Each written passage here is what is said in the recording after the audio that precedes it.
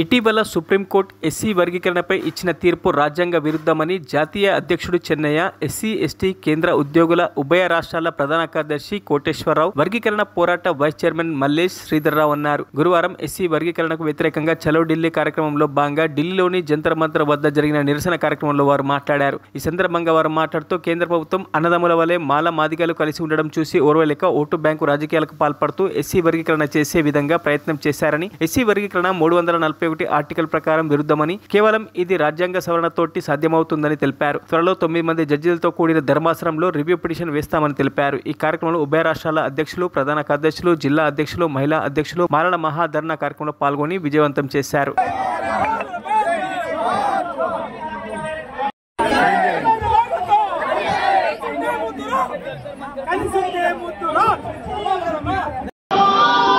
అన్నదమ్ముల్లాగా కలుస్తున్న మన మాలా మాదిగల్ని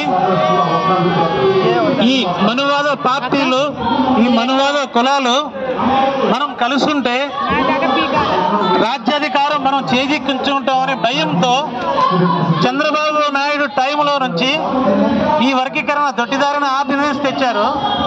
అలాగే రీసెంట్ గా మోడీ గారు హైదరాబాద్ వచ్చినప్పుడు మందకృష్ణతో కలిసి మీకు నేను సపోర్ట్ చేస్తాను, మాకు సపోర్ట్ చేయండి అని చెప్పి ఎలక్షన్ జిమ్మిక్ చేశారు. రీసెంట్ గా సుప్రీంకోర్టు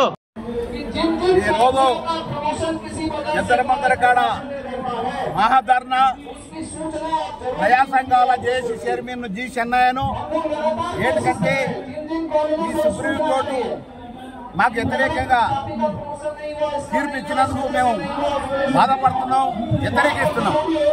అందుకనే సుప్రీంకోర్టు ఇచ్చిన తీర్పును వెనక్కి తీసుకోవాలని. ఇది సుప్రీంకోర్టు తీర్పు కాదు, మోడీ తీర్పు.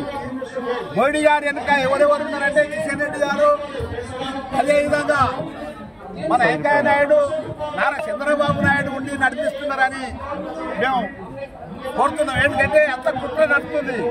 అందుగురించనే మేము ఎంతవరకైనా న్యాయ పోరాటం చేసి ఎస్సీ వర్గీకరణ కాకుండా అడ్డుకుంటామని కూడా మేము డిమాండ్ చేస్తున్నాం.